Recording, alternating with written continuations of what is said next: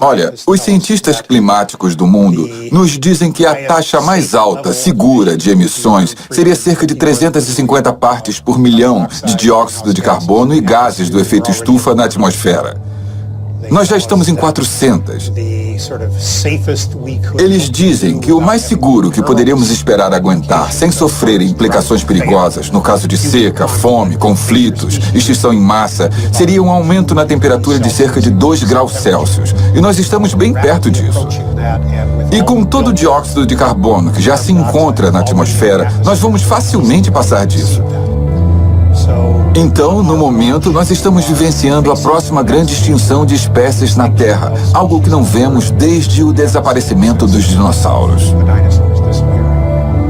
Sabe, quando países inteiros ficarem debaixo d'água por causa do aumento do nível do mar, quando países inteiros perceberem que há tanta seca que eles não podem alimentar mais a população e que por isso precisarão migrar desesperadamente para outros países ou invadir outros países, então nós vamos ter uma guerra climática no futuro.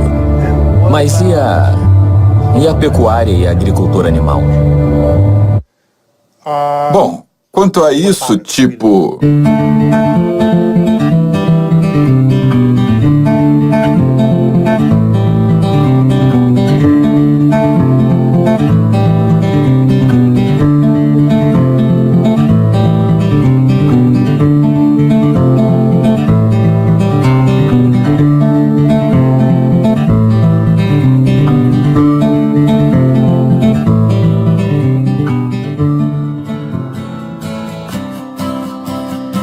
Meu nome é Kip. Esse sou eu. Eu tive uma infância americana padrão. Minha mãe era professora, meu pai era militar e eu tenho uma irmã. Eu joguei vários esportes quando crescia, mas eu sempre amei a natureza e acampar. A vida era simples, sem qualquer preocupação, até que um cara apareceu na minha vida. Como muitos de nós, eu vi o filme Uma Verdade Inconveniente sobre o impacto do aquecimento global e isso me deixou aterrorizado. No filme do Al Gore, ele descreve como a Terra corre perigo. Mudanças climáticas afetam todas as formas de vida nesse planeta. De tempestades monstruosas, queimadas gigantescas, as maiores secas, geleiras derretendo, da acidificação dos oceanos a países inteiros ficando submersos. Tudo isso pode ser causado pelas necessidades humanas na Terra. Eu queria fazer tudo o que pudesse para ajudar. Eu decidi bem naquele momento a mudar minha forma de viver e fazer o que fosse possível para encontrar um jeito para todos nós vivermos juntos em equilíbrio com um planeta sustentável para sempre. Eu decidi fazer tudo o que Al nos disse para fazer. Eu desenvolvi TEC, Transtorno Ecologista Possessivo. Eu separei o lixo e reciclei. Eu me adaptei, mudei todas as lâmpadas, tomei banhos mais curtos, fechei a água ao escovar os dentes, apaguei a luz ao sair dos cômodos e eu ia de bicicleta ao invés de sair de carro para todos os lugares. Mas com o passar dos anos, parecia que as coisas estavam piorando. Eu me perguntei, com toda essa crise ecológica que vem assolando o planeta, será que mesmo se todo mundo adotasse essa mudança de hábitos, isso seria suficiente para salvar o planeta? Parecia que havia algo mais na história. Eu pensei que estava fazendo tudo o que podia para ajudar o planeta. Mas então, com a publicação de um amigo, tudo mudou. O texto me apresentou um relatório online publicado pelas Nações Unidas declarando que a prática da pecuária produz mais gases de efeito estufa do que as emissões de todo o setor de transportes. Isso quer dizer que a indústria bovina produz mais gases do efeito estufa do que os motores de carros, caminhões, trens, barcos e aviões juntos. Vacas e outros animais criados produzem uma quantidade substancial de gás metano em seu processo digestivo. O gás metano da pecuária é 86 vezes mais destrutivo do que o dióxido de carbono dos veículos.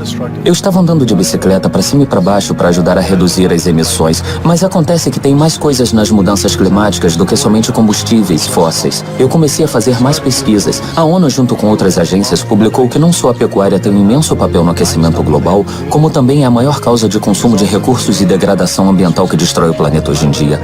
Como é possível que eu não soubesse disso? Eu pensei que essa informação estaria exposta por toda parte na comunidade ambiental. Eu acessei os maiores sites de organizações ambientais do país, www.350.org, Greenpeace, Clube Sierra, Realidade Climática, Rede das Florestas Tropicais, Patrulha Amazônica. Eu fiquei chocado ao ver que eles não tinham virtualmente nada sobre agricultura animal. O que estava acontecendo? Por que eles não tinham essa informação em suas páginas? Parecia que o foco principal para muitos desses grupos era a produção de gás natural e combustível, com a perfuração sendo o foco principal para a causa de uso e contaminação da água. A perfuração hidráulica para o consumo de gás natural usa uma quantidade absurda de água, cerca de 378,5 bilhões trilhões de litros de água são usados todos os anos nos Estados Unidos. Mas quando eu comparei isso com a agricultura animal, a pecuária, só os Estados Unidos usa 128,5 trilhões de litros de água. E por coincidência, a emissão de gás metano das duas indústrias é praticamente a mesma. Morando na Califórnia, um estado assolado pela seca e escassez de água, esse uso é a maior preocupação para muitos de nós. Um californiano usa em média cerca de 567,75 litros de água por dia. E quase metade disso tem a ver com o consumo de produtos da indústria bovina. Os produtos bovinos consomem água intensamente, em parte porque os animais consomem grãos que necessitam intensamente de água. É isso que eles comem. E então toda a água que rega os grãos que os animais comem é considerada essencialmente como parte do consumo de água virtual desse produto. Eu descobri que 113 gramas de hambúrguer precisa de cerca de 2.498 litros de água para ser produzido. E eu aqui tomando banhos curtos para tentar economizar água, descubro que comer um hambúrguer é equivalente a tomar um banho por 2 meses inteiros. Tanta atenção é dada à redução do uso doméstico, e o uso doméstico de água é só 5% do que é consumido nos Estados Unidos contra 55% da agricultura animal. Isso porque é preciso mais de 9.462 litros de água para produzir 453 gramas de carne. Eu fui na campanha Economize Água do Departamento de Recursos Hídricos do governo, em que eles destacavam mudanças de comportamento que ajudavam a poupar água, como usar chuveiros de baixo fluxo, descargas eficientes, equipamentos econômicos e consertar vazamentos em encanamentos, mas nada sobre agricultura animal. Quando eu segui todas as recomendações do governo, eu estava economizando 177 litros por dia, mas ainda assim isso não chega nem perto dos 2.498 litros de água por só um hambúrguer. Eu queria ver se conseguia de algum jeito conversar com os governantes sobre isso. Eu gostaria de saber se consigo agendar uma entrevista. Sim, acho que sim. Como está a sua agenda para hoje à tarde ou amanhã à tarde? Amanhã à tarde para mim tá bom. Para o ambiente urbano, tem muita coisa que pode ser feita dentro de casa, entende? Usar chuveiro de baixo fluxo, torneiras de baixo fluxo, descargas eficientes, aparelhos eficientes. Todas essas são áreas boas para conseguirmos reduzir o consumo. Mas as maiores economias de água são externas. Temos que ter consciência de como usamos a água. Temos que ser o mais eficiente possível. Temos que proteger a qualidade e temos que ser bons fiscais do meio ambiente que depende da água. E checar os vazamentos. Muitas vezes temos muitos vazamentos e difusores quebrados e coisas desse tipo que desperdiçam água. E essas são áreas com bastante espaço para conservação. Mas o que eu quero saber é sobre a agricultura animal. O que você pode me dizer sobre isso? Sobre qual o papel dela no consumo e poluição da água?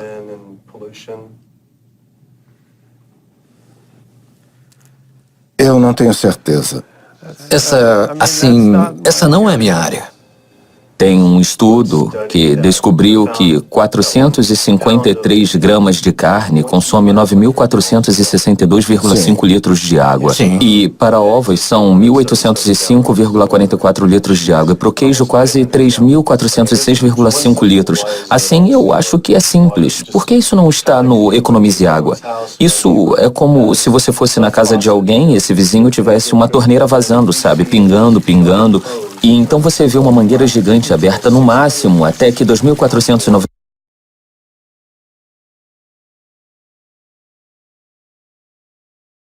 8,1 litros de água sejam jogados na rua, alagando a rua inteira. Eu acho que você diria: ei, você pode fechar isso, por favor? Parece que seria uma coisa óbvia a ser feita, bem melhor do que todo o resto. Tipo, sei lá, se for esse o caso. Acho que o consumo de água da criação animal é maior do que em outras atividades. Não existe nenhuma dúvida sobre isso.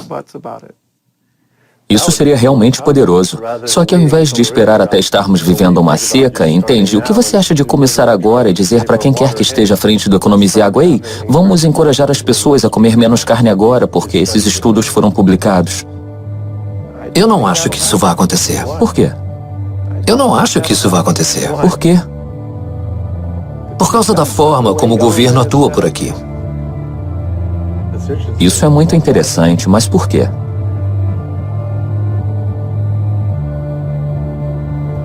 Uma coisa é economizar água, outra é mudança de hábitos.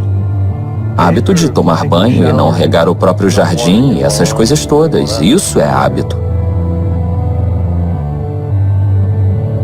Sim. Nossa, o governo claramente não quer falar sobre esse assunto. Essa inabilidade de responder, somada ao silêncio das organizações ambientais sobre a agricultura animal, me fez acreditar que havia algo mais. Eu comecei a investigar mais sobre os impactos da pecuária e descobri que a situação era ainda pior do que eu imaginava. Os setores de transporte e energia recebem bastante atenção, compreensivelmente, por causa do impacto terrível que o dióxido de carbono causa em nosso clima.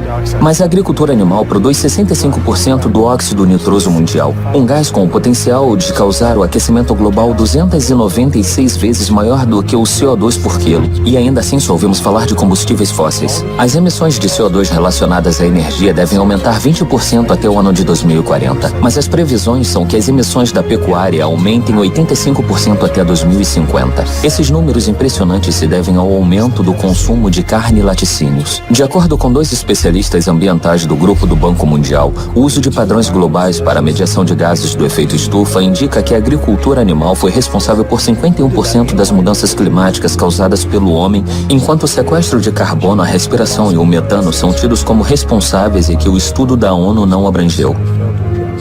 Mas além disso, eu descobri que a criação de animais para alimentação é responsável por 30% do consumo de água mundial. Ocupa cerca de 45% dos terrenos da Terra. É responsável por cerca de 91% da destruição da Amazônia brasileira e é a principal causa das zonas mortas dos oceanos, destruição de habitats e extinção de espécies. Ainda assim, os maiores grupos ambientais que deveriam proteger nosso mundo não têm isso como seu objetivo principal. Eu tinha que falar com as organizações ambientais para descobrir o porquê delas não atacarem esse problema. Eu enviei dezenas de e-mails, fiz várias ligações, perdi horas esperando. Dias vieram, semanas viraram meses e por algum motivo ninguém queria falar comigo sobre isso. Que bizarro. Eu apoiei essas organizações por tanto tempo e agora recebi só silêncio. Mas eu consegui contato com um monte de autores e advogados ambientalistas que se dispuseram a falar sobre o assunto. Eu tirei a poeira da minha van, a Super Blue, e coloquei ela na estrada. Pelos meus cálculos, se não usarmos mais qualquer gás ou combustível daqui para frente, nós ainda vamos exceder as emissões máximas de gases do efeito estufa, entende? Os 565 gigatons até o ano de 2030, sem o setor da eletricidade ou o setor da energia sequer alimentar essa equação, simplesmente por causa da pecuária de consumo. Se reduzirmos a quantidade de emissões de metano, o nível na atmosfera cairia bastante rápido e em décadas. Ao contrário do CO2, que se reduzirmos as emissões na atmosfera, não vamos realmente ver sinais de diminuição dele em menos de 100 anos. É um desastre ambiental que está sendo ignorado pelas mesmas pessoas que deveriam combater o desflorestamento, o uso da terra, escassez de água, desestabilização de comunidades, fome mundial. A lista não acaba. Animais silvestres formavam, 10 mil anos atrás, 99% da massa vital da Terra. E nós, seres humanos, éramos só 1%. Hoje, só 10 mil anos depois, que é só uma fração de tempo, nós, seres humanos, com os animais que nós criamos cativos, somos 98% da massa vital. E os animais silvestres e selvagens formam só 2%. Nós basicamente roubamos totalmente o mundo, a terra, dos animais silvestres para o nosso próprio uso e para as nossas vacas e porcos e galinhas e fazendas de peixes, enquanto nossos oceanos foram simplesmente devastados. Pesquisadores preocupados com a perda de espécies concordam que a principal causa da perda de espécies na Terra, que estamos testemunhando, acontece por perda de habitats para a produção pecuária e pela pesca predatória, que eu chamo de pescar nos nossos oceanos. Estamos no meio da maior extinção em massa dos últimos 65 milhões de anos. A floresta tropical está sendo derrubada a 0,40 hectares por segundo e a força motriz por trás disso é a agricultura animal. Acabam com florestas para alimentar animais e plantar soja. Soja geneticamente modificada para alimentar as vacas e porcos e galinhas e as fazendas de peixes. 91% da perda da área da floresta amazônica até agora. 91% foi destruída por causa da pecuária. A principal causa da destruição ambiental é a agricultura animal. Eu não conseguia entender o porquê das maiores organizações ambientais não atacarem isso quando a missão delas é exatamente proteger o meio ambiente. Mas esse é o problema também. Eles dizem, sei lá, use menos carvão, ande de bicicleta, mas cadê o, sei lá, coma menos carne? Eu acho que eles pensam ser uma... Eu acho que eles testaram, e essa é uma derrota política. Porque os Em nível de... Porque essas organizações têm sócios, entende? Muitas delas. Eles tentam maximizar o número de pessoas que fazem doações. E se eles forem taxados de anticarne, ou afrontarem os hábitos diários das pessoas que... Algo tão querido pelas pessoas que... Isso vai diminuir o financiamento. Eles não querem atacar a principal força motriz da devastação ambiental, que é a agricultura animal, por causa dos negócios. E eles querem se assegurar de terem uma fonte confiável de financiamento. Eu fui convidado para um encontro com o Al Gore faz algum tempo e perguntei sobre essa história e ele claramente deu uma retraída. E sabe o que ele me disse? Já é difícil convencer as pessoas sobre CO2, não confunda elas. Eu acho que o problema com muitas organizações que estão focando insistentemente é não errar a mensagem, porque elas não querem irritar outro grande grupo de pessoas que vai dificultar a vida delas.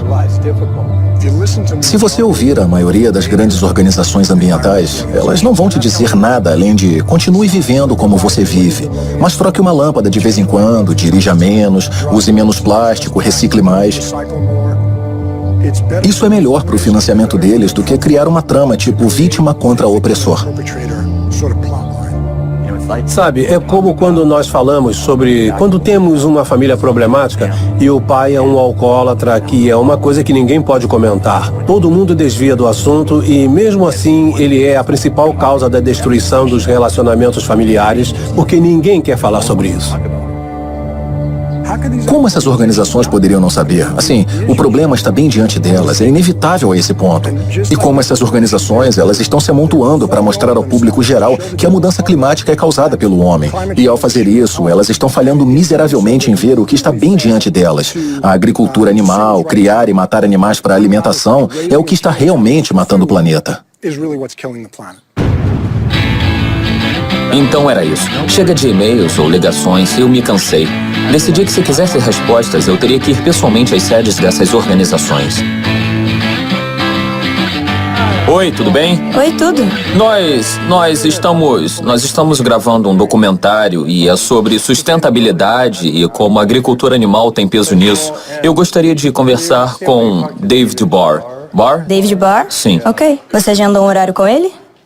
Eu estou tentando faz quase 2 meses e eu não recebi nenhum e-mail, nem nada, então estou tentando ver se consigo pessoalmente. Deixa eu só pegar umas informações suas. Eles mandaram uma pessoa das relações públicas no lugar dele. Ela se recusou a aparecer e nos disse para desligar a câmera, mas prometeu que alguém do Departamento de Florestas, Oceanos e Mudanças Climáticas conversaria com a gente finalmente. A próxima parada seria no Sierra Club. Eles acabaram sendo mais receptivos e me receberam na porta. Oi, tudo bem? Tudo. Sobre essas mudanças climáticas, qual a principal causa delas? Bom, basicamente é a enorme queima de combustíveis fósseis. Sabe, carvão, gás natural, petróleo, areias e xisto betuminosos. Todos esses novos combustíveis exóticos que são meio misturados entre si. Mas é isso que está basicamente carregando a atmosfera. Então temos o efeito estufa, onde o calor fica preso e as temperaturas sobem. Há uma taxa que nunca existiu na história da Terra. Mas e a pecuária e a agricultura animal? O que tem eles? Assim, o que você quer? Nós estávamos pesquisando. Alguns relatórios da ONU dizem que a pecuária contribui mais do que todos os transportes juntos. Um relatório de 2009 da Patrulha Mundial, pecuária causa 51% da emissão de gases do efeito estufa. Bom, isso é um grande problema e nós precisamos cuidar disso também. Mas sei lá, existem tantas fontes potenciais de metano e emissões de carbono. Se a principal causa de emissões é a agricultura animal e o consumo de carne, então isso não precisa ser o foco número 1 e não o número 2? Bom, essa é a sua abordagem. Nossa abordagem é diferente. Bom, isso foi bizarro. Então o Greenpeace me respondeu hoje e disse: foi bom encontrarmos com você ontem. Eu falei com várias pessoas aqui no Greenpeace sobre o seu pedido, mas sinto que não poderemos ajudar dessa vez. Obrigado e nós te desejamos boa sorte. A resposta do Greenpeace me lembrou a estatística de que 52.548 quilos de excremento animal são produzidos a cada segundo só nos Estados Unidos. Isso é resíduo suficiente por um ano para cobrir todo o território de São Francisco, Nova York, Tóquio, Paris, Nova Delhi, Berlim, Hong Kong, Londres, Rio de Janeiro, Delaware, Bali, Costa Rica e Dinamarca, combinados. As operações pecuárias em terra causam mais ou criam mais de 500 zonas mortas por excesso de nitrogênio nos nossos oceanos, ocupando mais de 245,95 quilômetros quadrados de área completamente sem vida. Então, qualquer discussão significativa sobre o estado de nossos oceanos precisa sempre começar com discussões claras sobre a agricultura animal em terra. O que não é o que nossos grupos de conservação, e o Oceana é o maior do mundo no momento, o mais influente, assim como outros. Isso não é o centro das discussões. Eu fui no site da minha organização de proteção oceânica favorita, a Fundação Surfrider, para ver o que eles estão falando disso. Eu encontrei muita coisa sobre sacos plásticos e lixo, mas nada sobre agricultura animal. Qual o maior poluidor de qualidade da água da costa? O que é... É muito disso. Tem na verdade nós chamamos tudo de coquetel tóxico porque é realmente algo de origem difusa. Então sei lá, metal pesado de pneus e freios de carro, metais pesados. Esses herbicidas e pesticidas, eles estão meio que pegando tudo que jogamos no solo, juntando tudo e despejando no oceano. Então é bem difícil destacar, uma coisa. Enquanto estávamos fazendo nossa pesquisa para esse assunto específico, nós encontramos com uma certa frequência, entrevistamos mais e mais pessoas e continua vindo à tona que a agricultura animal está sendo... Nós lemos que a agricultura animal está no topo da poluição da água, bem mais do que qualquer outra coisa. Isso é interessante. Eu acho que depende da região que você analisa. Em áreas urbanas, que é mais ou menos onde nós estamos, aqui no sul da Califórnia, nós não vemos isso porque não tem muitas, fazendas de pecuária. Mas se você olhar no centro do país, em Maryland, Virgínia, Carolina do Norte, aquela região... Eu sei que tem muitas granjas e muitas fazendas de porcos, e isso é um problema sério. Eu fiquei surpreso que não só eles não focam nos restos das fazendas, como também não mencionaram qualquer campanha sobre como nossos oceanos estão perto do colapso. O relatório da ONU diz que 3/4 dos peixes do mundo sofrem pesca predatória e têm sua população muito reduzida por causa da pesca em excesso. Os oceanos estão sendo arrasados como nunca antes. E os ambientes marinhos estão com problemas. E se nós não acordarmos e fizermos algo, nós vamos ver oceanos sem peixes até o ano de 2048. É essa a previsão dos cientistas. O fato é que quando vemos os peixes, às vezes só olhamos para o fato de serem animais consumidos pelos humanos. Então, nós não necessariamente olhamos para os animais que ficam presos em redes ou que são assassinados na indústria. Nós retiramos mais de 28 bilhões de animais do oceano no ano passado. Eles nem tiveram a chance de se recuperar, não se multiplicam tão rápido. Eles não voltarão, não damos qualquer chance para eles. A forma que acontece a pesca hoje para alimentar a demanda de 90 mil toneladas de peixe é basicamente por redes de pesca. Para cada quilo de peixe pego, há cerca de 5 quilos de outras espécies indesejadas, como golfinhos, baleias, tartarugas marinhas e tubarões descartados como lixo. Se formos imaginar essa mesma prática acontecendo na savana africana, mirando gazelas, mas no processo pegando cada leão, girafa, avestruz e elefante, ninguém apoiaria isso. Ainda assim, é isso que acontece no oceano todos os dias. Entre 40 e 50 milhões de tubarões são mortos todo ano em redes e linhas de pesca sem intenção. Então, suas barbatanas podem ou não ser cortadas, mas eles são apanhados inicialmente sem intenção. É assim com a pesca sustentável, inclusive, ou de forma sustentável em muitos casos. Para peixes considerados sustentáveis, por exemplo, pela Oceana e organizações de sustentabilidade certificadas. Então, o que eu penso é, por que paramos com o banimento da sopa de barbatana, se nossa preocupação é com tubarões, como é a dessas organizações e também da maioria do público hoje em dia? Se nos preocupamos com tubarões, devemos banir a pesca. Eu visitei o site do maior grupo de conversação oceânica do mundo, a Oceana, para ver o que eles estão fazendo sobre isso. Lá no site, junto com a palestra do CEO Andy Sharpless, eu me assustei ao ler que eles, na verdade, recomendam que uma das melhores formas de ajudar os peixes é comer peixe. Com a população de peixes perto do colapso, é como dizer que a melhor forma de ajudar pandas em perigo é comer pandas. Eu não conseguia entender como a Oceana pode dizer que é possível remover cerca de 100 milhões de toneladas de peixe por ano e considerar isso sustentável e bom para os nossos oceanos.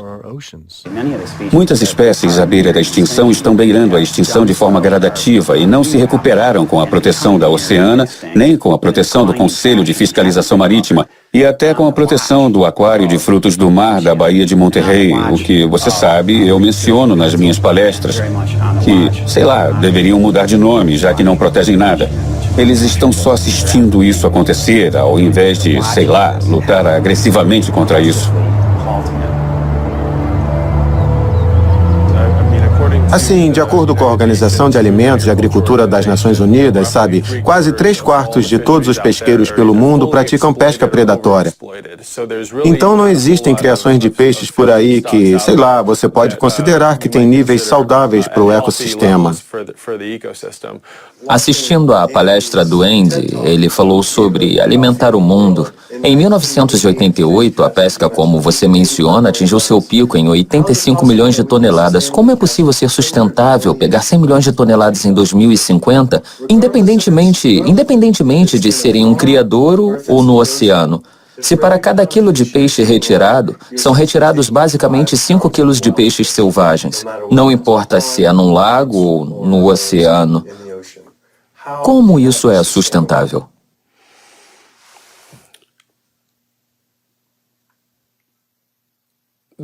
A maior pergunta, certo, é que existe uma enorme produção natural que está, sei lá, basicamente vindo do oceano o tempo todo. Então, nós temos uma imensa quantidade de reprodução nas correntes marítimas de nossos oceanos que trazem, nutrientes milenares para o nosso ecossistema e transformam isso em peixe. Sim, eles acabam comendo uns aos outros e nós perdemos, sei lá, um pouco dessa produção a cada etapa da cadeia alimentar. Mas sempre tem mais a cada ano. Você pode pescar e retirar parte disso, e no ano seguinte haverá mais. E se fizermos isso certo, sem no fim das contas atingir a base da produção, é como se agíssemos em nosso interesse, entende? Contanto que nós não acabemos com a fonte, certo? Se você investe em algo, contanto que você não acabe com a fonte, sua fonte permaneça intacta, você pode viver potencialmente dos rendimentos para sempre. É essa a ideia básica com os peixes. Com nossa população atual, o que estamos fazendo é 75% de desperdício de peixes jogados fora, entende? É uma boa analogia com o dinheiro.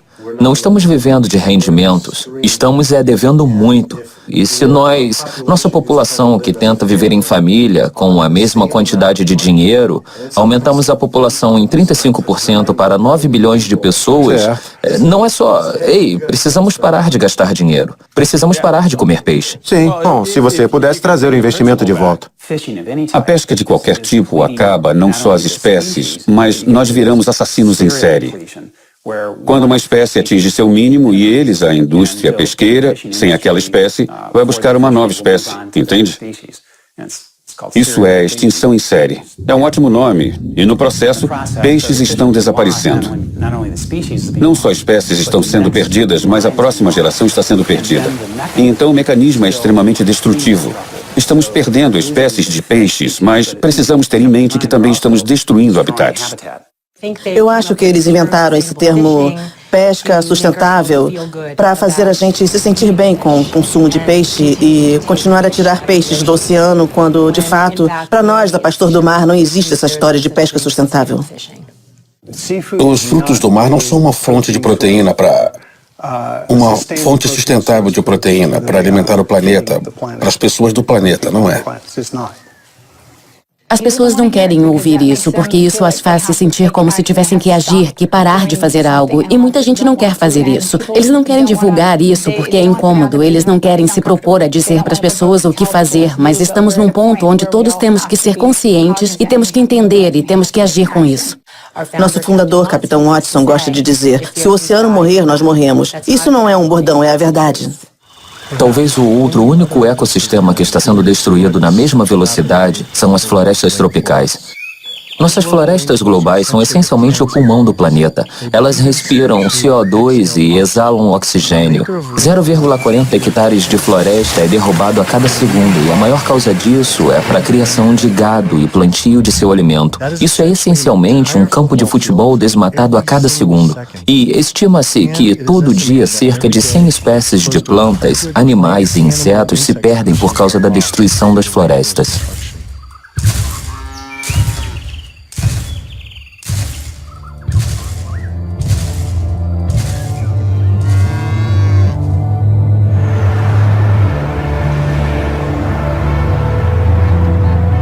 Qual é a maior causa? A principal causa desse desmatamento? A intervenção humana nas florestas é a principal causa. E a intervenção é pela madeira ou pelo agronegócio. E é aí que chegamos nos principais causadores. Isso vai variar um pouco dependendo da floresta estudada, mas a forma que escolhemos para usar esses recursos naturais em larga escala industrial é sempre a principal causa. Quando eu acessei o site da Rede de Ação, eu não acreditei que não encontrei nada sobre gado.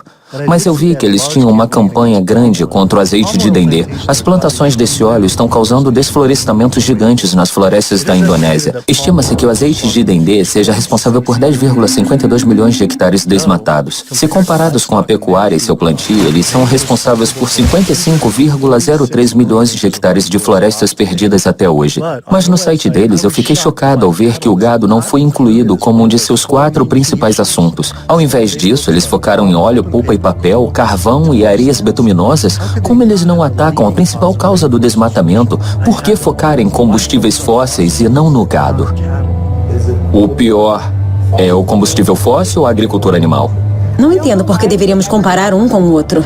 Eu só queria saber qual é o pior deles. Não sei exatamente o que dizer.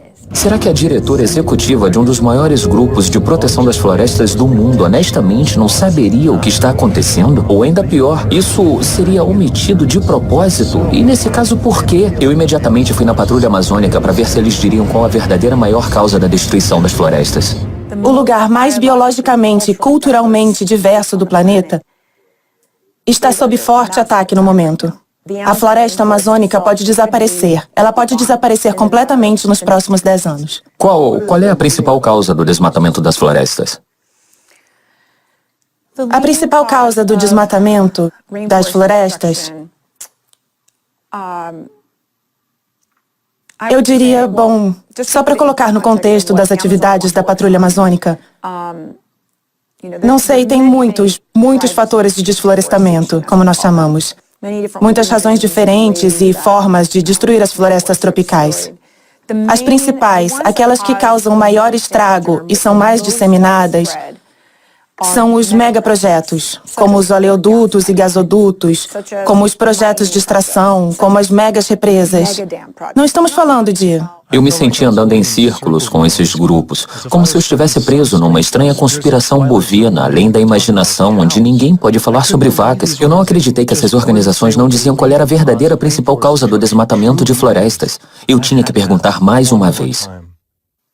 É difícil dizer qual é a principal causa do desflorestamento da Amazônia, porque são todos destrutivos: petróleo, gás, mineração, represas, agricultura, mas em termos de uso da terra, em termos da quantidade de terra que é destruída por eles. E quando falamos sobre fazer uma comparação entre todas as diferentes causas do desflorestamento, o que está causando a maioria das quedas de árvores, por exemplo, eu acho que podemos certamente culpar a agricultura. Infelizmente, uma das maiores causas do desmatamento, principalmente na Amazônia brasileira, é o agronegócio. O gado, a criação de gado e a produção de soja em particular. Então esse é o maior problema. E por que você acha que, tipo, ninguém no Greenpeace ou ninguém mesmo quer assumir essa realidade? A realidade sobre a principal causa do desmatamento? Sim, isso. Bom, eu acho que você levantou pontos bastante interessantes sobre por que ninguém faz nada sobre isso. E eu acho que no Brasil, em particular, eu acho que quando observamos o que aconteceu quando o Código Florestal foi aprovado e as pessoas que se colocaram contra os lobistas e seus interesses particulares, a indústria bovina, a indústria do agronegócio, o que aconteceu com eles? Muitas pessoas que protestaram foram assassinadas.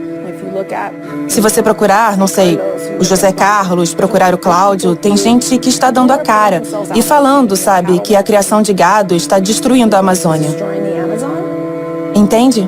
Muitas pessoas que estão realmente dando a cara à tapa. Olha para Dorothy Stang, entende? A freira que vivia no Pará e foi assassinada. Muitas pessoas vão falar, e muitas pessoas vão ficar de boca fechada porque não querem. Eles não querem ser os próximos a levar um tiro na cabeça. A freira Dorothy Stang era uma americana que vivia no coração da floresta tropical brasileira. O trabalho da vida dela era proteger a Amazônia. Ela falou abertamente contra a destruição da floresta pelas fazendas de gado por anos.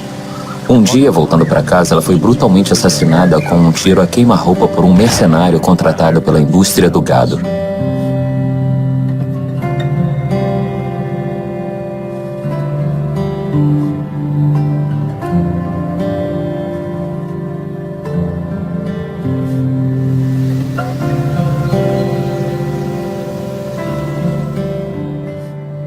Depois que o Greenpeace rejeitou a entrevista, eu escrevi novamente implorando por outra chance. O Greenpeace respondeu de novo dizendo: infelizmente, nós ficamos sem meios de ajudá-lo e não nos envolveremos dessa vez. Você mencionou também estar conversando com a Oceana. Com certeza, eles poderão fornecer excelentes declarações sobre problemas relativos aos oceanos. Obrigado mais uma vez por lembrar de nós. Incrível. Com o Greenpeace não querendo ser entrevistado, eu tive que encontrar um caminho diferente para as respostas. Tem alguma coisa muito estranha acontecendo aqui. Felizmente, eu encontrei um ex-membro diretor do Greenpeace que agora fala abertamente sobre a indústria. Organizações ambientais, como outras organizações, não estão dizendo a verdade sobre o que o mundo precisa de nós enquanto espécie. É muito frustrante quando a informação está bem diante de nós, está documentada em artigos revisados e periódicos. Qualquer um pode ler, mas as organizações ambientais se recusam a agir. Você não encontra em nenhuma de suas políticas e em nenhuma das missões do Greenpeace que a dieta é importante, que a agricultura animal é o problema. Eles se negam, como outras organizações ambientais, a abordar o problema. A comunidade ambiental está falhando conosco e com os ecossistemas. E é muito frustrante ver eles fazendo isso. NRDC, a melhor defesa da Terra. Tudo bem, então aqui eles têm algumas coisas sobre agricultura animal.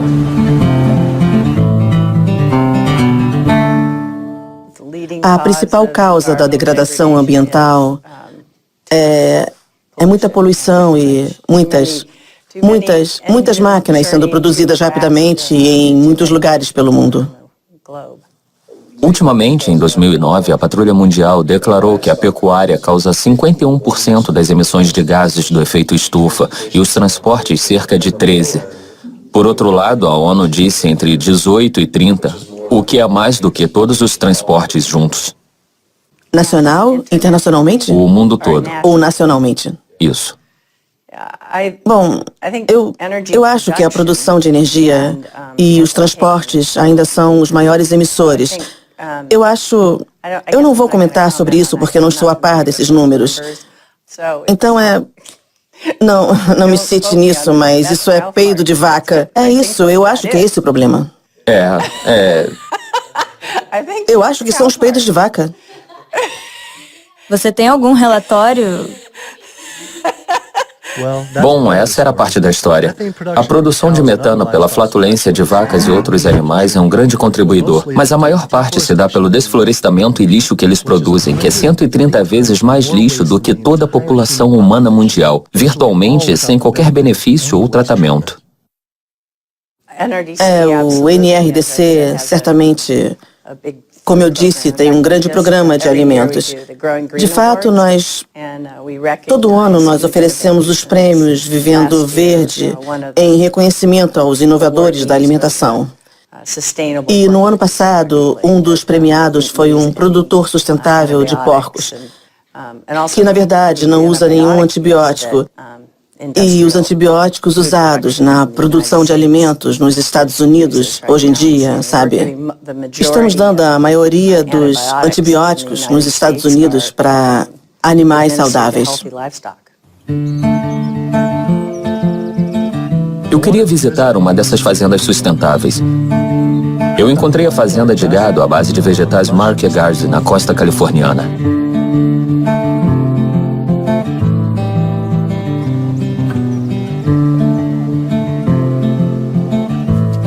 Eu conheci o Eric e a Doniga Markegard e seus 4 filhos. Lia e Larry acordam às 6 e vão ordenhar as vacas e alimentar os porcos.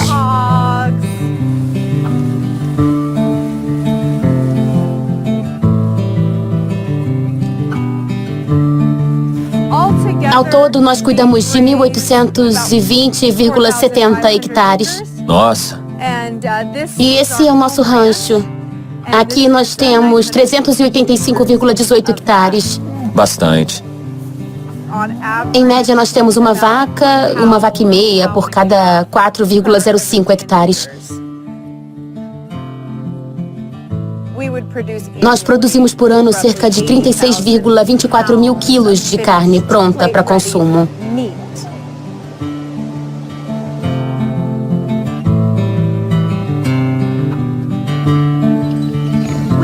Nós mantemos uns 10 porcos numa área de cerca de 20,23 hectares.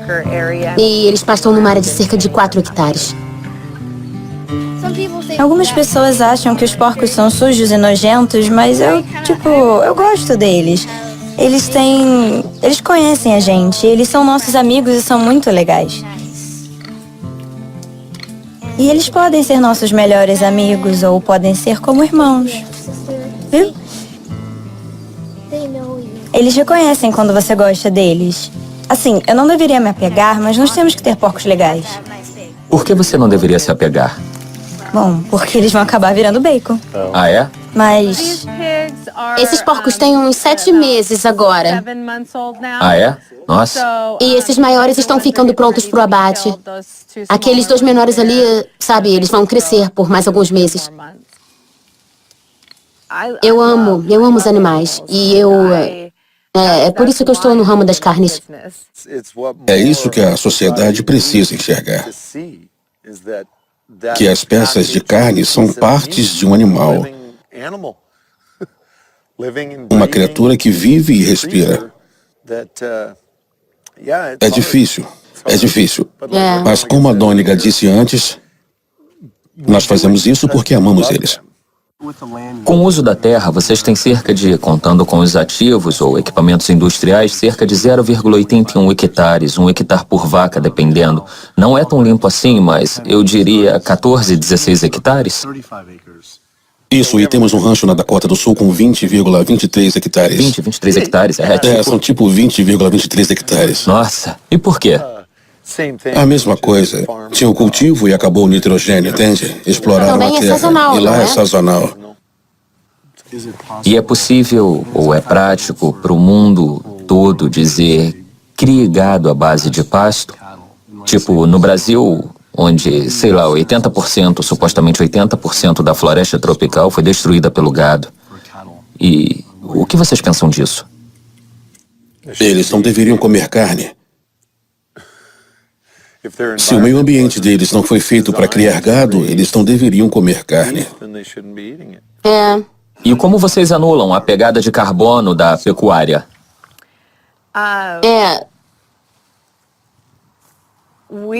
Nós não achamos que a pecuária tenha pegada de carbono.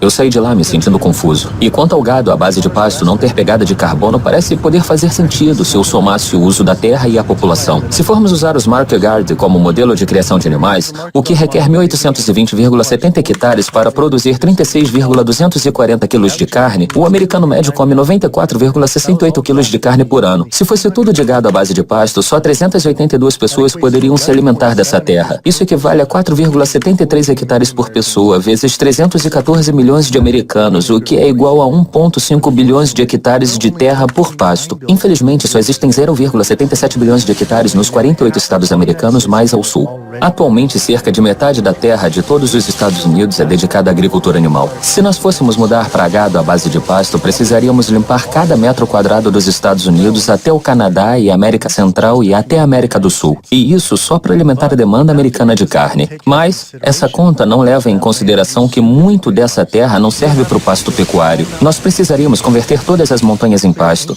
transformar florestas antigas e parques nacionais em pasto e demolir todas as cidades só para abrir espaço para o pasto do gado.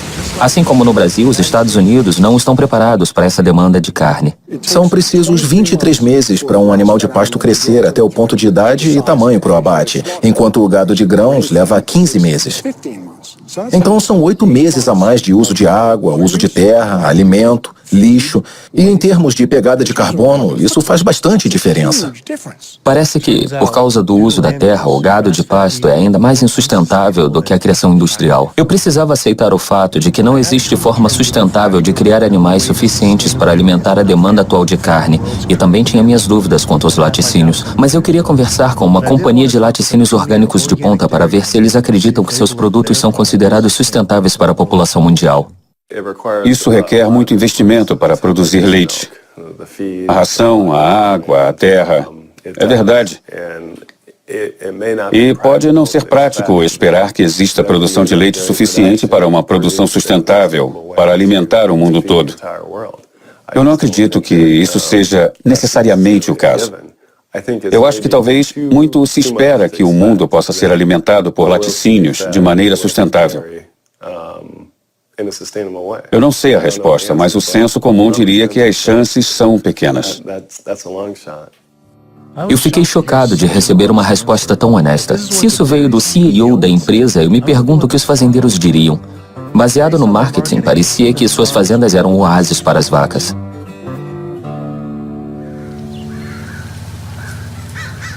Não era isso que eu esperava.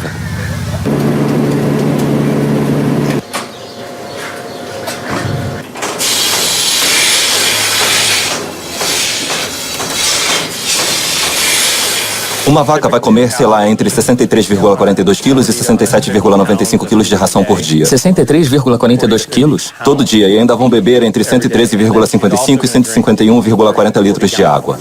Minha nossa. Chega a cerca de provavelmente 20 toneladas por semana. 20 toneladas de grãos por semana. 20 toneladas de grãos por semana. Para? Primeiro para as nossas vacas leiteiras, então cerca de 250 vacas. Sim, então a maior parte da sustentabilidade, para mim, o item número 1 da lista deveria ser a aproveitabilidade. Como esse processo completo funciona, do início ao fim, a vaca precisa ter um filhote para produzir leite. Então ela tem um filhote. Esse bebê fica com a mãe por menos de 2 dias, e então eles vão para a unidade de criação para ficar numa sala individual onde eles serão criados. Como produzimos laticínios, só as fêmeas nos dão leite. Então os machos em leiterias típicas são vendidos para os produtores de carne, mas nós mantemos metade deles por 2 anos e os vendemos como carne de pasto orgânica. Então todas as vacas leiteiras eventualmente vão para a indústria de carne? Uhum. Em algum ponto da vida ela vai enfraquecer, então temos que tomar uma decisão de negócios nesse momento. Vamos tentar investir nela para dar mais leite, ou vamos vendê-la para outra leiteria ou para a indústria de carne.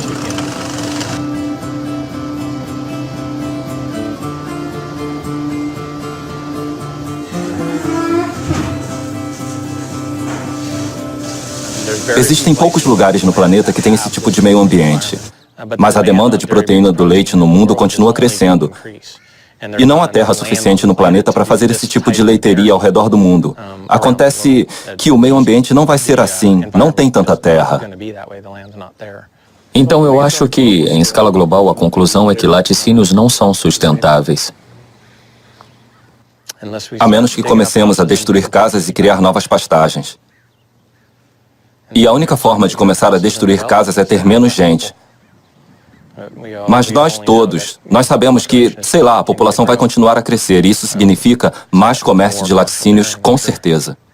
Ou isso ou diminuir a demanda por pessoa. Sim, ou algum outro produto que assuma seu lugar. Assim, nós sabemos que existem vários tipos de, sei lá, leite de soja e de amêndoa e também um monte de outros produtos que estão sendo lançados. E com misturas diferentes, sabe? Onde misturam suco e proteínas e eu acho que você vai ver muito mais disso. Ele estava certo. Como as vacas leiteiras podem ser sustentáveis se por 1 litro de leite são necessários 1000 litros de água para produzir? Quase 1/3 da terra do planeta está virando deserto, a maioria por causa da pecuária. Ao pesquisar sobre gado de pasto, eu encontrei o trabalho de Alan Savory. Ele diz que a melhor maneira de reverter essa desertificação é, na verdade, criar mais animais. Isso me lembrou a Oceana dizendo que a melhor forma de ajudar os peixes era comer peixe. Esse é o mesmo homem que, durante os anos 50, trabalhou como chefe pesquisador do Departamento de Esportes de onde hoje é o Zimbábue, e que disse que os elefantes causavam a desertificação por lá. E a solução dele foi convencer o governo a matar 40 mil elefantes.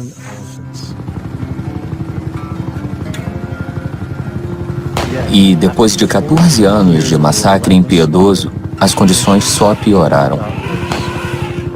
A teoria dele estava errada. A matança finalmente acabou, mas não até dezenas de elefantes e suas famílias serem mortos. Eu nunca aceitaria conselhos ecológicos deste homem.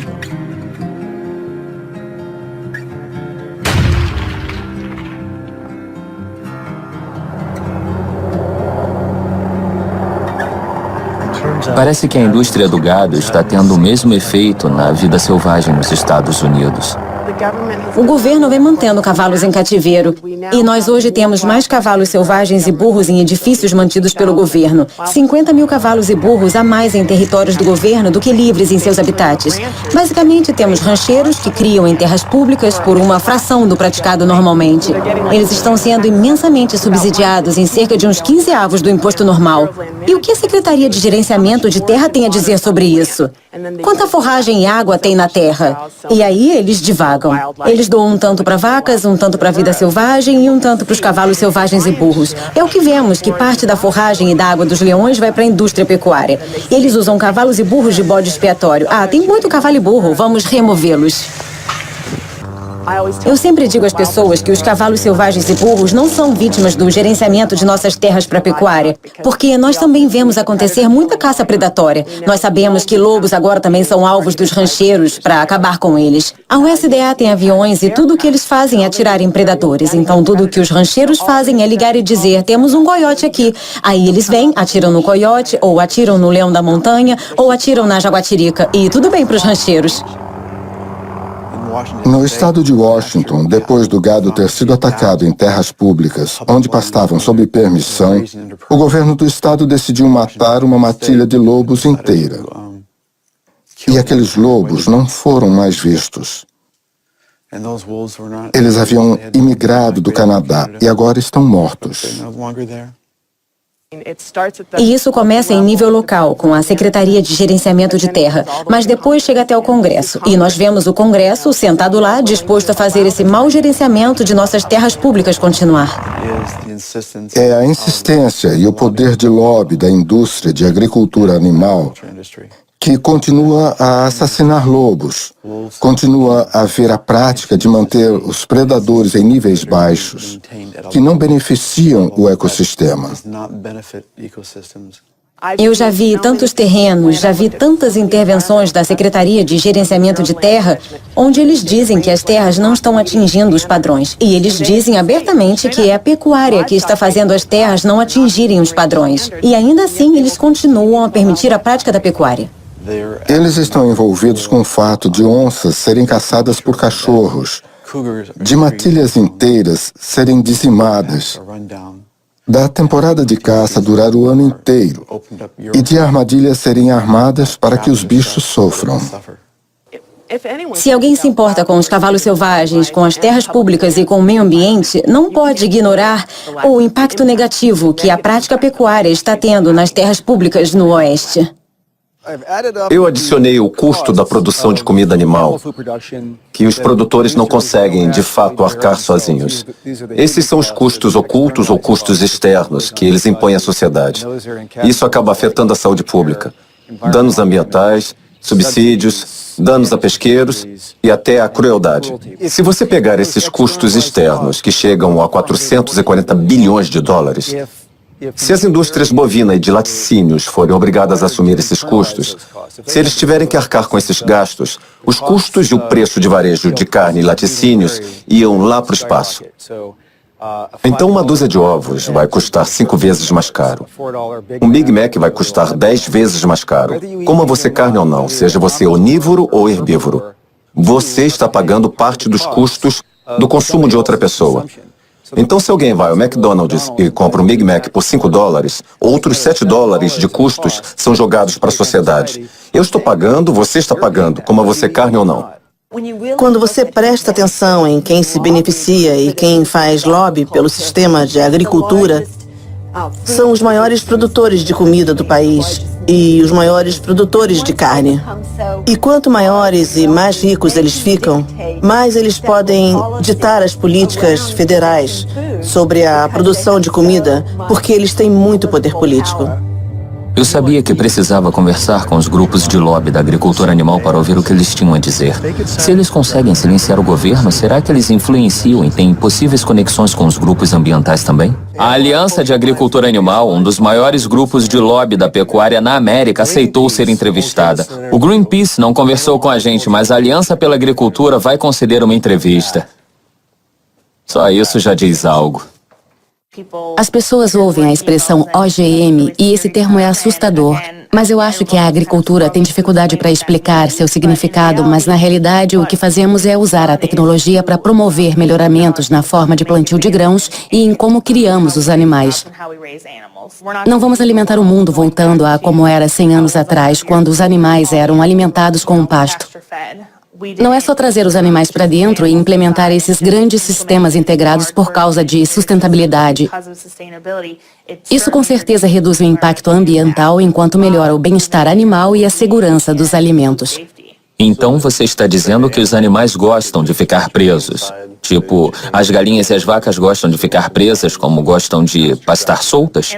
Em muitos casos houve uma melhora significativa no bem-estar deles, na quantidade de cuidado que recebem, cuidado individualizado. A indústria de carne e laticínios já apoiou causas de organizações ambientais? Eu não acho que deva comentar sobre isso. Não sei. Eu não sei. Eu não sei se... Não sabemos se eles já doaram ou para quem eles doaram. A indústria de carne e laticínios já apoiou ou doou para o Greenpeace? De novo, eu não sei se me sentiria confortável. Oi, desculpa não termos retornado antes. Eu tenho mais notícias. Infelizmente, nós não temos mais como financiar o seu filme. Tivemos uma reunião e, por causa do crescimento de assuntos controversos, nós estamos preocupados e temos que desistir dele. Por que esse assunto é tão controverso? A primeira pessoa que pensei em conversar foi com Howard Lyman, que foi processado por criadores simplesmente por falar a verdade sobre agricultura animal no programa da Oprah. Eu nasci na maior fazenda de laticínios do estado de Montana em 1938. Eu vivi a vida toda numa fazenda de pecuária. Fui para a Universidade de Montana, me formei em agricultura. Voltei e comecei um grande empreendimento de agricultura, onde eu tinha 4,05 mil hectares de plantação, 7 mil cabeças de gado e cerca de 30 funcionários. Eu passei 45 anos da minha vida na agricultura animal. Então eu tenho experiência. Quando eu fui no programa da Oprah, nós tínhamos a lei de difamação alimentar. Essa lei, na minha opinião, é inconstitucional. Mas ela basicamente diz que é contra a lei dizer algo que você sabe ser falso sobre uma commodity perecível. Eu não disse nada no programa que eu pensava ser falso. Eu fui lá e disse a verdade. Eu levei 5 anos e centenas de milhares de dólares para conseguir me livrar dos advogados da indústria de gado. Mas se eu fosse no programa da Oprah hoje, eu diria exatamente a mesma coisa que disse da outra vez e seria processado. Para mim, quando eles falavam da lei da difamação, o fato era se era verdade ou não. Você pode ir a público e falar a verdade, mas vai ser condenado, porque, como você causou diminuição no lucro da indústria animal, você é culpado no ato patriota. Você acha que eu deveria me preocupar em estar fazendo esse documentário? Mas é claro. Se você não entender agora, está colocando sua cabeça a prêmio. Entenda, é melhor pegar essa câmera e jogar fora.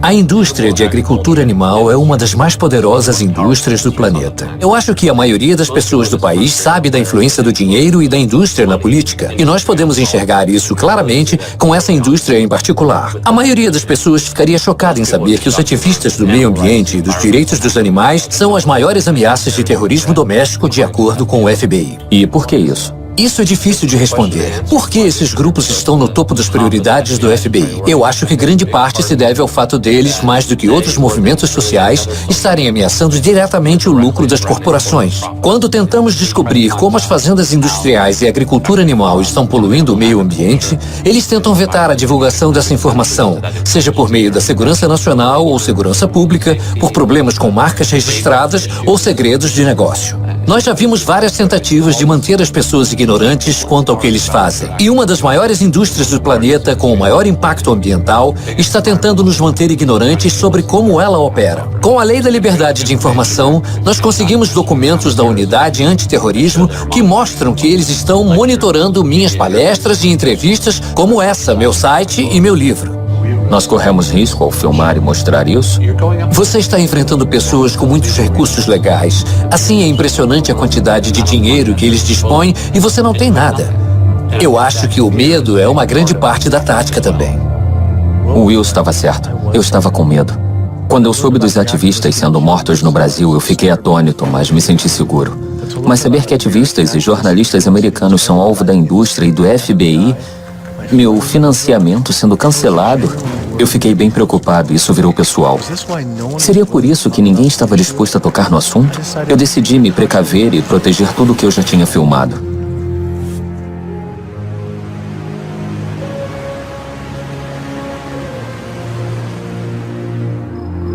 Eu estava mais do que preocupado em imaginar o que podia acontecer se eu fosse mais a fundo nesse assunto. Parecia que a única decisão a tomar seria largar as câmeras e desistir. Mas então eu percebi que isso era muito maior do que qualquer preocupação pessoal que eu pudesse ter. Isso era sobre toda a vida na Terra sendo ameaçada por nossos atos. Agora, ou você vive por alguma coisa ou morre por nada. E eu nunca realmente tive uma escolha. Eu decidi então me render não ao medo desse segredo, mas à busca pela verdade. Eu não podia ser como essas organizações ambientais e me calar enquanto o planeta está sendo comido vivo bem diante dos meus olhos. Eu tinha que levantar e continuar em frente.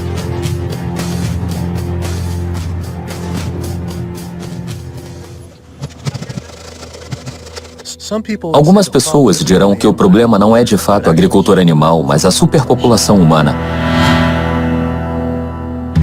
Em 1812 havia 1 bilhão de pessoas no planeta. Em 1912 havia 1,5 bilhão. Aí, no espaço de 100 anos, nossa população explodiu para 7 bilhões de humanos. Esse número merece grande atenção, mas fica ainda mais importante quando percebemos que essa população cria 70 bilhões de animais em fazendas. A população humana bebe 19,68 bilhões de litros de água todo dia e come 9,51 bilhões de quilos de alimento. Mas só as 1,15 bilhões de vacas do mundo bebem sozinhas 170 bilhões de litros de água por dia e comem 61,16 bilhões de quilos. Esse não é um problema populacional, é um problema de população que consome carne. Organizações ambientais não debaterem isso é como organizações de saúde tentarem combater o câncer de pulmão sem debater o fumo de cigarros. Mas ao invés de fumar passivamente, é comer passivamente que afeta todo o planeta. Nós temos cerca de 1 bilhão de pessoas passando fome todos os dias. No mundo todo, 50% dos grãos e legumes cultivados são dados a animais. Eles estão comendo grandes quantidades de grãos e legumes. E nos Estados Unidos, chega perto de 70%, 80%, dependendo de que grão falamos, até 90% da soja produzida. 82% das crianças famintas do mundo vivem em países onde a comida é dada para animais em sistemas pecuários, que depois são mortos e servidos aos indivíduos mais abastados em países desenvolvidos, como Estados Unidos, Inglaterra e Europa. O fato é que nós podemos alimentar todo ser humano no planeta hoje com uma dieta adequada, se não fizermos nada além de pegar a comida que damos aos animais e transformá-la em comida para humanos. E alguém vem tentar defender os OGMs? Isso é como tentar dar um copo com água a um homem se afogando. Você pode produzir em média 15 vezes mais proteína de origem vegetal do que de carne em qualquer área da Terra, seja usando o mesmo tipo de terra ou uma área mais fértil em alguma parte do mundo, ou uma área devastada. Se nós reduzirmos a quantidade de carne que comemos e laticínios e ovos, poderíamos reverter todos os campos de monocultura de milho e soja geneticamente modificados em floresta novamente para ser habitada por animais. Sabe, sempre que alguém diz que nós não podemos plantar para humanos em terras onde estamos plantando alimento para animais, alguém está desmerecendo a maior plantação da Califórnia. O fato é que se você plantar milho para enfiar na goela de um animal, você pode plantar milho e alimentar um ser humano. Você encoraja as pessoas a comer menos carne pela imensidão de recursos necessários e pelo custo para o meio ambiente. E para os animais. E para os animais. E para os trabalhadores do sistema, porque é um sistema brutal em todos os níveis. Enquanto a população mundial continuar a aumentar até 9 bilhões de pessoas, você consegue prever um momento em que nós teremos que parar completamente de comer carne? Eu não sei se pararemos completamente. Eu acho que a quantidade de carne consumida vai cair. Não há como sustentar 260 gramas por pessoa por dia, o que é que os americanos comem hoje. Se somente os chineses decidirem que querem comer o mesmo e eles decidirem comer o mesmo, nós não teremos terra suficiente para produzir os grãos para alimentar tanta carne. Eu acho que uma dieta à base de plantas é mais sustentável. Mas o que você recomendaria para 9 bilhões de pessoas comerem para o planeta não ser só mais sustentável, mas para ele se recuperar? Dá para dar um número, tipo 28 gramas? De carne? E incluindo laticínio, talvez. Eu não acho. Eu não sei o quanto. Mas deveria ser algo em torno de alguns gramas por semana, entende? Não vai ser do jeito que comemos hoje. Estamos empanturrados de carne, estamos comendo demais. E isso inclui o queijo também? Tipo, 57 gramas no total? 57 gramas por semana? Somente gramas por semana parece ser nada. As pessoas poderiam produzir isso em seu quintal. Talvez uma produção de quintal seja sustentável. Eu tenho 42 patos. Eu comecei com 3 patos, 3 anos atrás. E do nada eles viraram uma população. Eu compro um saco de 33,98 quilos de sementes e ele dura hoje em dia 2 semanas. Os patos que vamos abater agora têm em média 2 anos. Quando você convive com eles, eles se acostumam com você, entende? Eles não sentem medo de nada e eles fazem esses barulhos normalmente. Devagar. Calma, calma, calma. Ok. Não, nós vamos manter você. Ron, esses dois vão primeiro. Quer dar uma despertinho, hein? Comparados com galinhas, eles são a mesma coisa.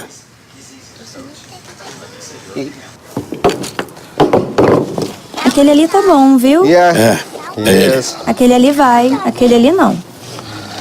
Tudo bem. Ok. Bem ali.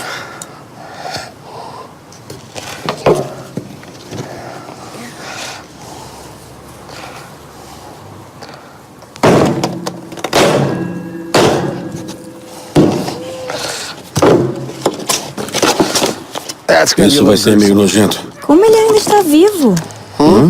Como ele ainda está vivo? Não está. São os nervos. Reação muscular. Acho que quando eu tinha uns 5 anos, mais ou menos, foi a primeira vez que meu pai veio e nos fez assistir. Fazer isso com coelhos. E nós tínhamos uma dúzia de coelhos por ano. Então nós pegávamos os coelhos, tirávamos a pele e limpávamos para cozinhar. E o garoto ficava meio... Não vou dizer que era difícil, mas ficava tipo em minha mente. Porque alguns dos coelhos tinham até nome. Então eu ficava meio... Você meio que pensa, Mas depois de fazer algumas vezes, você acaba aprendendo que aquilo é só algo que precisa ser feito.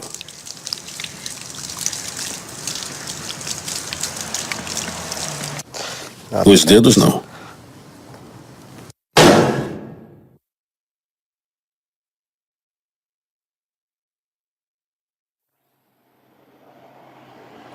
Eu não consigo fazer isso, eu não acho que consigo, eu não acho que deixaria alguém fazer por mim. Se eu não posso, eu não quero que outra pessoa faça por mim. Isso é a sustentabilidade? Para ser sustentável, 33,98 quilos dá 910 gramas por... Então, é 450 gramas por semana por pato. 52 semanas, são 52 semanas, 49,83 quilos de comida para cerca de 680 gramas de carne. Em termos de sustentabilidade, é 100 para 1. E esse grão é... sei lá, quem sabe de onde vem a ração. Mas assim, quando chega a esse ponto, não é pela sustentabilidade, isso foi muito, sei lá... Eu não me sinto muito bem com isso, foi a primeira vez que eu vi aquilo, então foi meio...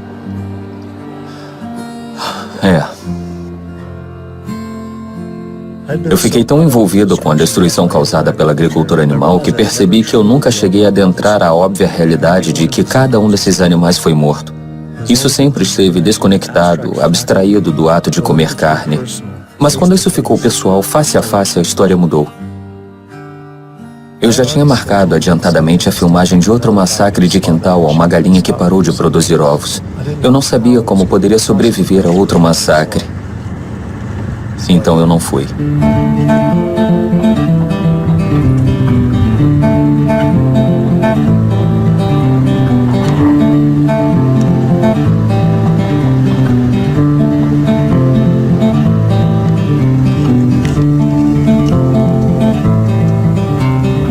Abrigo Animal é um santuário fazenda animal no norte da Califórnia que atua no resgate de animais da indústria de agricultura animal. Muitas pessoas não percebem que galinhas criadas pela carne, como esse carinha atrás de nós, são geralmente abatidos com 42 dias de vida. Enquanto galinhas criadas pela produção de ovos são mortas quando sua produtividade começa a cair, quando elas começam a botar menos ovos. E isso geralmente acontece entre os 18 meses e os 20 meses. Não importa se você compra ovos em caixas, ovos de galinhas criadas soltas em sítios ou de fazendas ao ar livre ou o que quer que seja. Isso não importa. Acontece que existe um movimento bem-sucedido de produtores de alimento animal alternativo baseado aqui mesmo na Califórnia, fundado por grandes nomes como Bill Gates e Biz Stone. Quando você imagina todas essas galinhas botadoras de ovos comendo tanta soja e tanto milho, você tem uma taxa de conversão de energia de cerca de 38:1, enquanto alternativamente você pode usar plantas. E você pode cultivar essas plantas e pode convertê-las em alimento. E a taxa de conversão de energia para essas plantas que estamos usando para substituir os ovos é de cerca de 2:1, comparada com os 38:1 dos ovos. Então, a nossa meta aqui é ter o maior impacto possível ao criar esse novo modelo que torna toda a indústria global de ovos obsoleta. Estamos fazendo os produtos ômega e provando que podemos fazer comidas mais saborosas e que são saudáveis. E só usa 1/20 da terra e dos recursos dos laticínios. Se eu dissesse que você pode ter a estrutura de fibras de carne, a sensação de saciedade, as proteínas e todos os benefícios nutricionais da carne sem consumir proteína animal de verdade, e ao fazer isso você ajudaria com a mudança climática, mexeria com as epidemias de saúde que estamos vendo, melhoraria o bem-estar dos animais e ajudaria na conservação de recursos naturais, você escolheria a mudança? Mas e se as pessoas comessem menos produtos animais? Tipo, não comer as segundas? Quando você não come carne na segunda, quando adere a essa campanha, você está essencialmente contribuindo para a mudança climática, poluição e destruição dos recursos do nosso planeta e da sua própria saúde em 6 dias da semana, ao invés de 7. Você está criando uma falsa justificativa, claramente um falso senso de justificativa pelo que está fazendo nos outros 6 dias da semana. Em outras palavras, sei lá, nós não devemos realmente nos deleitar com os louros do que fazemos certo apenas 1/7 do nosso tempo. Você não pode ser ambientalista e consumir produtos animais. Ponto. Se engane o quanto quiser. Se você quer alimentar seu vício, que faça, mas não se considere um ambientalista. Eu sabia que precisava parar de consumir produtos animais. Eu queria ajudar o planeta a ser sustentável, mas eu precisava me sustentar. Eu tinha dúvidas sobre ser saudável e não comer carne, laticínios e ovos. Eu só conhecia a dieta padrão com a qual eu cresci. Mas é possível ser um vegetariano ou vegano saudável? Se é possível ser um vegetariano ou vegano saudável, eu sou vegano já faz 32 anos e eu corro alguns quilômetros todos os dias. Eu pedalo 65, 80 quilômetros no interior da cidade. Eu trabalho várias horas. Eu me sinto ótimo. É legal acordar com o corpo esguio e leve todos os dias. E muitos dos meus amigos veganos e pacientes, entende, são, sei lá, eles melhoraram desde a transição para a dieta vegana. Então sim, eu já vi mães veganas passarem por gravidezes saudáveis e darem à luz filhos veganos, que são criados e se transformam em adultos veganos inteligentes. Sim, com certeza todos os nutrientes que precisamos estão no reino das plantas, é isso mesmo. Você acha que alguém deveria estar consumindo laticínios? Claro que não. Quando você pensa nisso, no propósito do leite de vaca. Eu passei parte da minha vida numa fazenda de laticínios no Wisconsin. O propósito do leite de vaca é transformar um bezerro de 29,40 quilos em uma vaca de 181,20 quilos o mais rápido possível. O leite é o fluido de crescimento do bezerro. É isso que ele é. Tudo naquele líquido branco, os hormônios, o sódio, os fatores de crescimento, o FCI, tudo. Cada um desses elementos existe para transformar um bezerro numa vaca imensa, ou não estaria lá. Não importa se você coloca leite no seu cereal, ou transforma em iogurte, ou fermenta como queijo, ou congela como sorvete. É o líquido de crescimento do bezerro. E as mulheres bebem, e isso estimula os tecidos, e elas têm câncer de mama, aumenta o tamanho do útero, e elas têm fibroides que sangram, e elas precisam fazer histerectomias e precisam de mamografias. E deixam os homens com peitos grandes, é isso.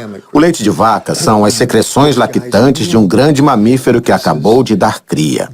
É para os bezerros, entende? Eu digo aos meus pacientes, vai se olhar no espelho, você tem orelhas grandes, você tem rabo, você é um bezerro. Se você não é, não precisa ingerir o fluido de crescimento de um bezerro. De qualquer forma, não tem nada lá que as pessoas precisem. Eu fiquei aliviado ao ouvir que não preciso consumir produtos animais para ser saudável ou até para viver bem, mas ainda pensava que precisava de estrume animal para plantar agricultura orgânica. Acontece que tem um movimento enorme de pessoas que plantam comida sem qualquer ajuda animal. Eu visitei a fazenda urbana Earthworks em Detroit, onde eles estão plantando para comunidades com poucos recursos financeiros. Nós costumamos nos ver como indivíduos numa bolha e esquecemos que nós habitamos essa terra e esse planeta com outras criaturas. Então, nós temos que aprender a compartilhar, eu acho.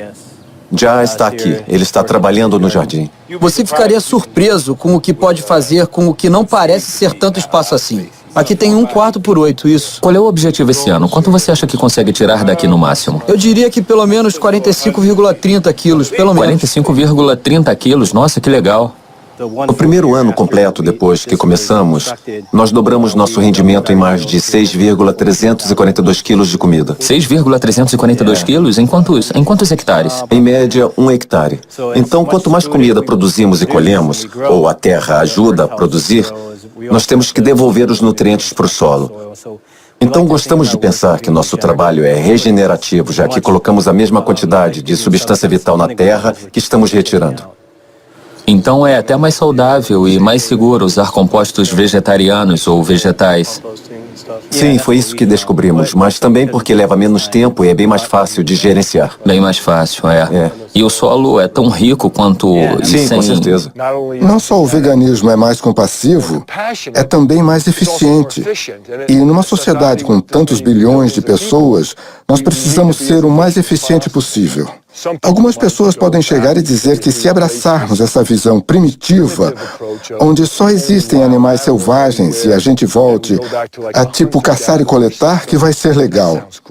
Mas eram 10 milhões de pessoas no continente inteiro. Talvez um pouco mais, um pouco menos. Ninguém sabe ao certo. Hoje, agora, nós temos o quê? Nós temos 320 milhões na América, 25 milhões no Canadá, mais 100 e poucos milhões no México. Então, a América do Norte tem, sei lá, algo em torno de 450 milhões de pessoas. Tentar descobrir uma forma de balancear a agricultura animal com 450 milhões de pessoas famintas é impossível. Isso é impressionante. Eu não acreditei quando soube disso. Mas 216 mil pessoas nascem no planeta todo dia. É extraordinário.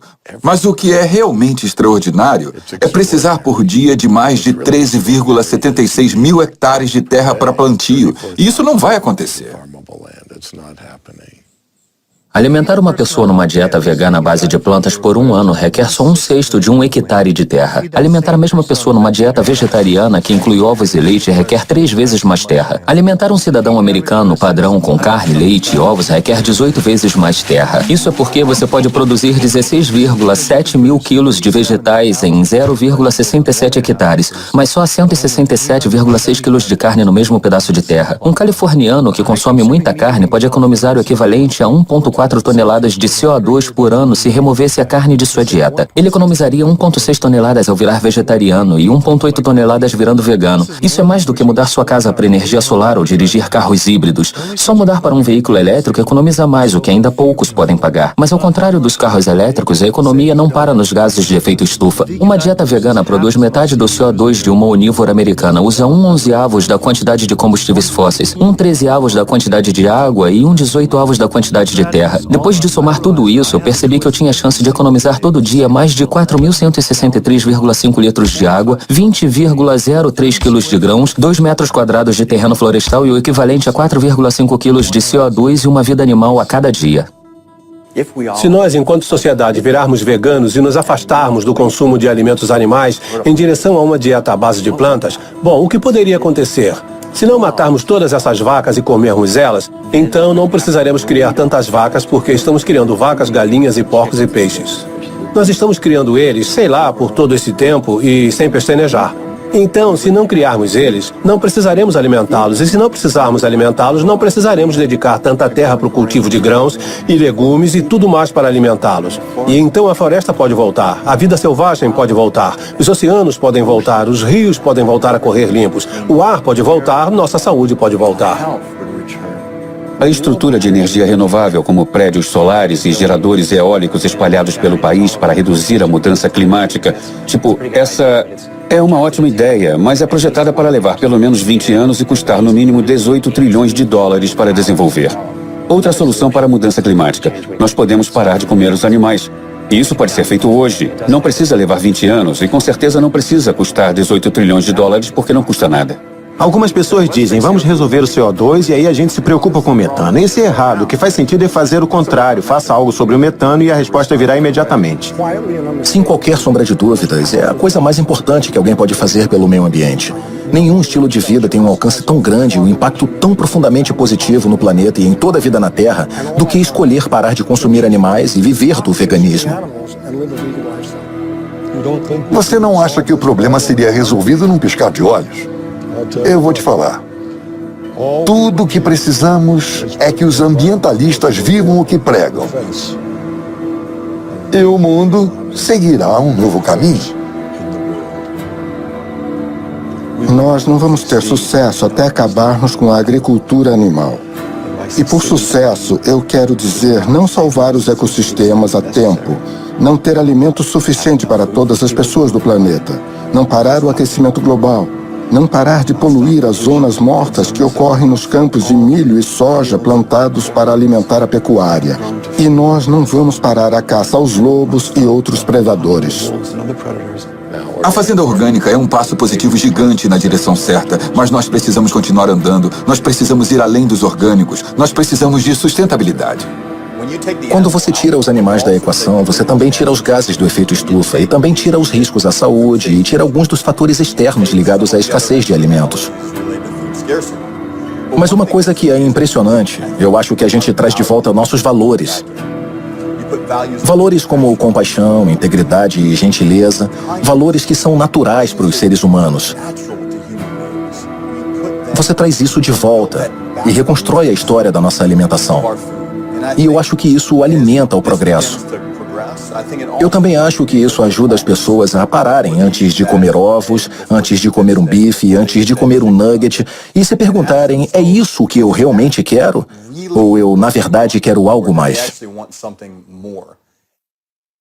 Eu tive que chegar a essa conclusão. A única forma de viver sustentavelmente e eticamente nesse planeta com outras 7 bilhões de pessoas é viver uma dieta vegana inteiramente baseada em plantas. Eu decidi, ao invés de comer outros, eu vou comer por outros. Primeiro, como esses grupos ambientais, eu tinha medo do que eu queria mudar. Mas agora eu me joguei. Toda essa conversa de sustentabilidade soava como se o nosso planeta estivesse em coma. E eu não quero que ele simplesmente sobreviva ou se sustente, mas que melhore. Viver hoje não é sobre sustentabilidade, mas a habilidade de se desenvolver. Já recebemos tanto por tanto tempo, é hora de retribuir. 108% de tudo que nós temos. Eu me senti bem. Eu estava conectado.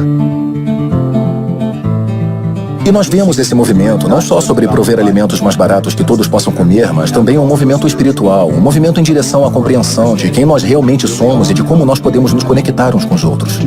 Faça o que puder fazer, da forma que puder fazer, todo dia de sua vida. E você vai acabar morrendo como um dos indivíduos mais felizes que já morreram. Nós nos tornamos parte de um momento de união com outras pessoas. Está acontecendo. Isso está mesmo acontecendo. Viramos notícia. Altruísmo é uma boa filosofia de vida. Traz todos esses benefícios para nós, para o planeta e para as outras pessoas. Então é uma boa maneira de viver, ecologicamente. Isso faz bem. É transformar massivamente como nossa sociedade come, porque é uma necessidade. É agir no que conhecemos e agir gentilmente e calmamente no planeta inteiro e com outras pessoas para alcançar as metas, para se viver melhor. Nós podemos, mas nós precisamos escolher isso. Você pode mudar o mundo. Você precisa mudar o mundo.